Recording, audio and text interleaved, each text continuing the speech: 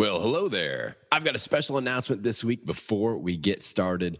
We have opened up enrollment for the Transformation ReBoot program for the month of October.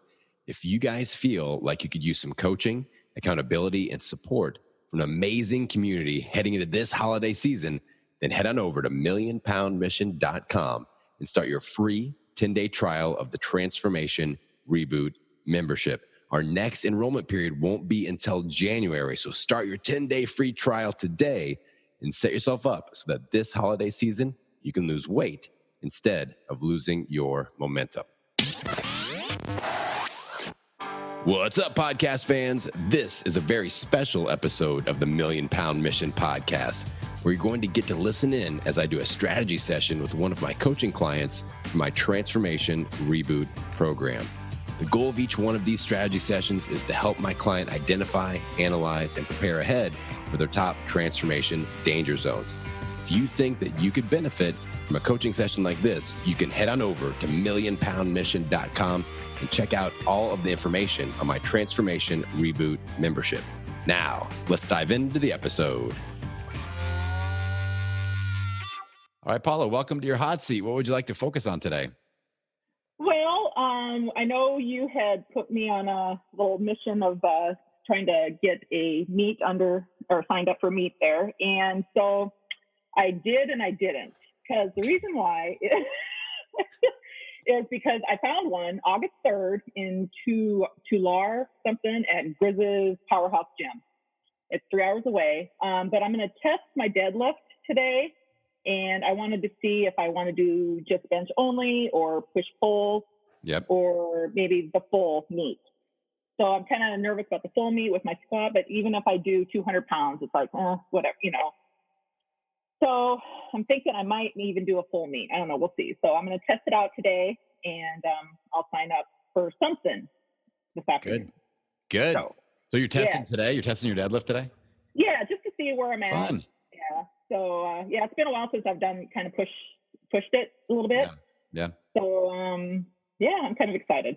Yeah. Well, I think like today, like I wouldn't do a full, like, let's see absolutely how much you can go, but like maybe like do a weight that you feel like is like 80% of the way there or something. Like if you feel like, well, I probably could do another rep with that. And it was challenging, but I could probably do another one. Then I would kind of just leave a little bit of that on the table. That'll give you a good idea of where you're at. Cause you know your body, you know what you've done before. And like you have enough experience with lifting, I think, that you'll be able to kind of gauge things off of that. But I mean, I think at least a bench press is great. And then if you can get a push pull, I'd be careful with the squats because you are looking at knee surgery coming up.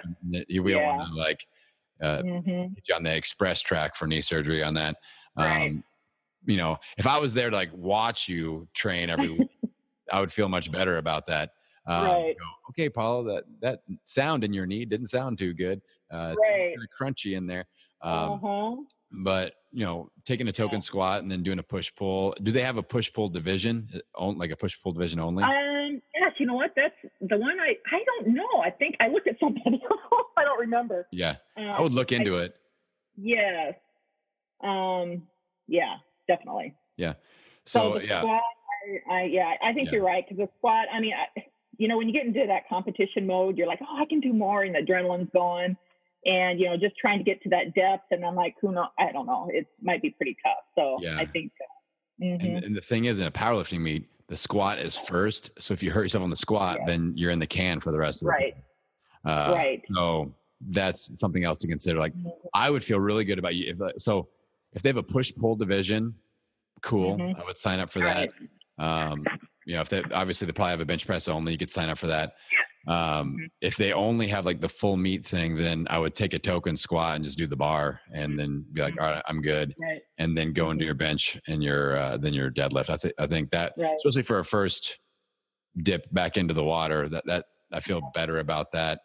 And then let's see how the deadlifts go today. And if your body feels like, you can handle it, then we'll go there. But I feel like just setting the goal and having it out there, and that's going to light a fire underneath you that I know hasn't been lit in a while, with having a thing to train for, which is really cool.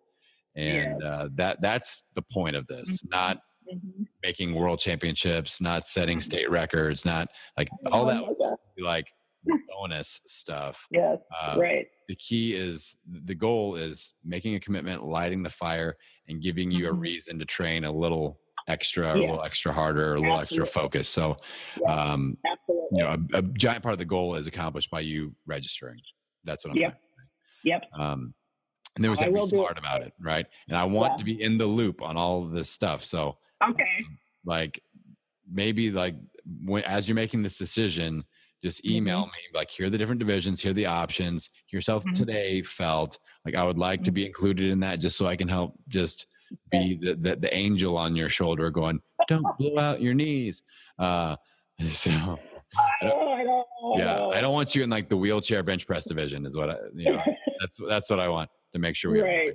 Okay. Awesome. So just keep me in the loop on that. And it sounds awesome. So that's the way to go. How are we doing with food right now? Food is good. I'm down a couple more pounds. It's funny. Good. I've hit that moment, especially with your episode on the diet war. Yep. It really hit home to me, and I'm like, you know what? I'm done. Trying to, plug into this or plug into that, and try this and try that. I really found something that's really working for me, and I really feel good about it. And I'm excited about it. It's just the low carb. I'm just doing my, low carb basically, and the keto diet throughout the day, and then having, not whatever I want, but healthy carbs at night. And I'm really feeling good, and I'm really getting good success with it. So I just feel like this is something I could do forever, and I hit it's a sweet spot, and I love it. So. Good. And that sweet spot might change. Like, I love the fact that you feel like you could do it forever, but you also have to know that you don't have to do it forever. That's truly the sweet spot, where we always try to make that decision of, okay, this next diet, this has to be the thing I do forever. And that word is scary for people, regardless if you're afraid of commitment or not. Like, it's a scary word to think like, oh, I have to do this forever. But just knowing that you feel that comfortable with it, that you're very excited about it, and you feel like, okay, this is the tool that's really going to carry me through the next phase of my transformation. That's awesome. And not putting the pressure on ourselves to be like, I have to be keto, or I'm not, something's wrong, or I'm not doing it right. Like, low carb, if that works for you for this season of your transformation, that's awesome. Rock with it. Right. And, a year from the road, you may be like all psyched about going vegan for a little bit, and who knows, you never know. You never know. Never say never. Never say never. I might just design the most badass vegan program of all time. You're like, I must do that. So you don't know. Now the carnivore I could do. I could be all in for the carnivore. Yeah.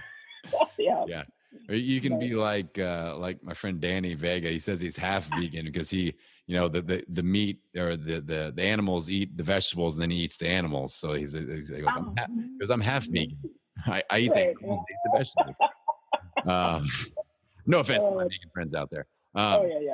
So I feel like that you got some good mojo going. Things still going well as far as like your accountability crew there, and your apartment complex, and all your friends, and all that's going well. Yep. It's going good. So good. So it's.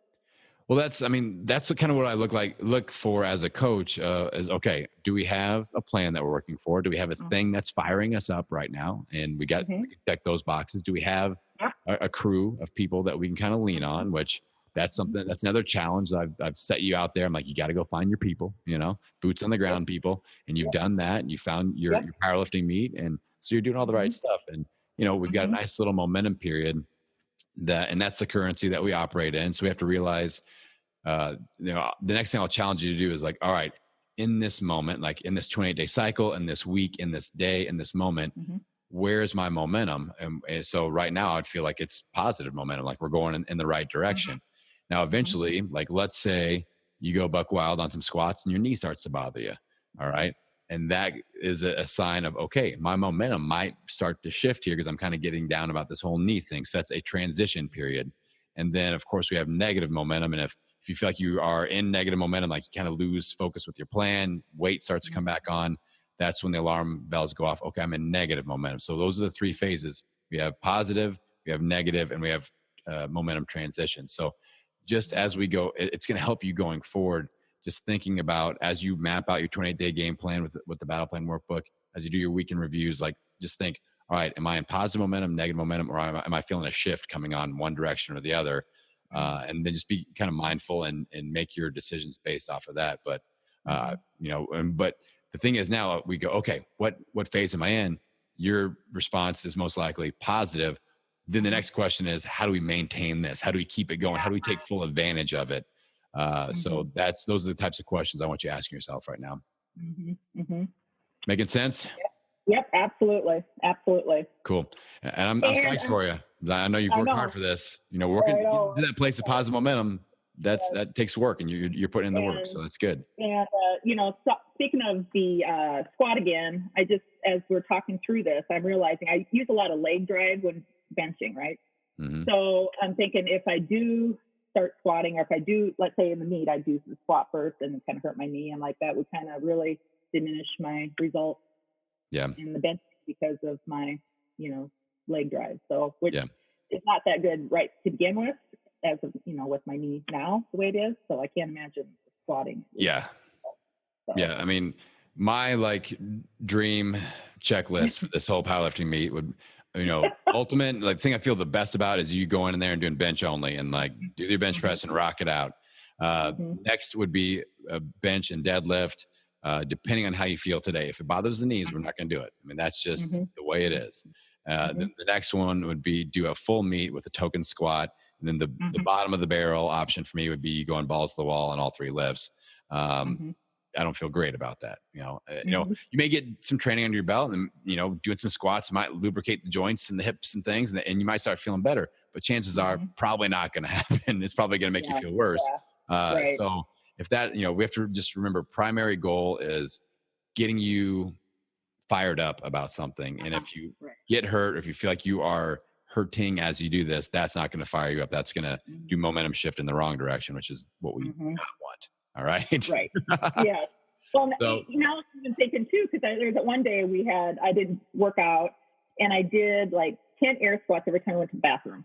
By the end of the day, I did 100 air squats. And by the end of the day, my knee was kind of aching. It was like, hey, what's going on? So so again, thinking through this now as we're talking, it's probably not the best option. Yeah.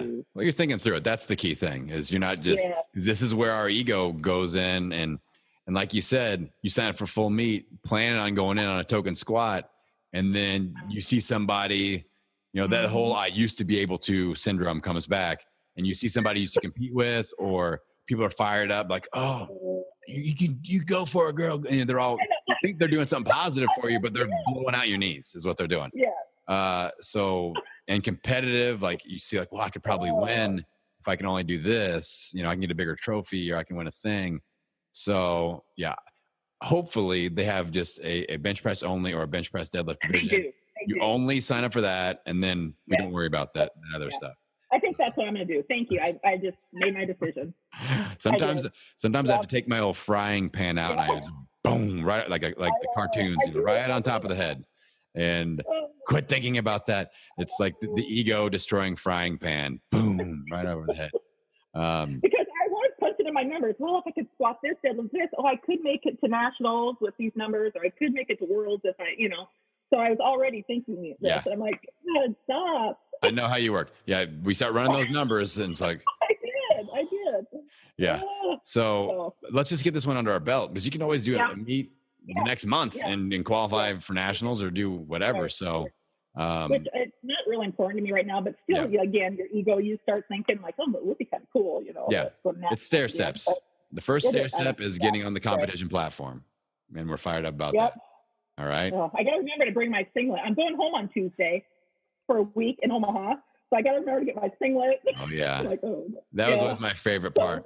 The first time I competed in powerlifting, I remember, that was I was like a teenager. I was 19, and the singlet thing. I'm like, man, this isn't the most fun thing I've ever done. No. And I had a red one, like a light red one, so it's you can just see everything, and But there were people with like white ones. I'm like, what was that guy thinking? So after that, I always did a black singlet. For those of you that don't know what a singlet is, just like Google powerlifting singlet. It's like a wrestling. It's like what a professional wrestler would wear in the ring, basically. You know, and it has to be skin tight because they have to see like where your joints are at to say, oh, he squatted low enough on a squat and things like that. But you know, not. And my favorite joke that we would play on each other in powerlifting meets is, or maybe I would just do this, is I would take chalk and I would find somebody that's not paying attention and I would draw a smiley face on their butt so that when they would go out to like deadlift or whatever, everyone would see a big smiley face in chalk on their butt. So don't let anyone do that to you when you go to powerlifting. All right, Paula? All right. Deal. All right, my friend. Well, I'm excited for you. I want a follow-up email once you decide what's, before you flip the switch, just check in with me real quick. All right? Well, you got it. My friend. I'm excited for you. Thank you so much for listening to this episode. If you're someone that has been sucked into that black hole of weight loss doom, where you lose that weight, you gain it back over and over and over again, I would love to help you out by providing you with some coaching, a rock-solid monthly game plan, and I'm going to plug you into an amazing transformation tribe of like-minded people. Head on over to millionpoundmission.com and get all of the information on my Transformation ReBoot membership. See you on the next episode.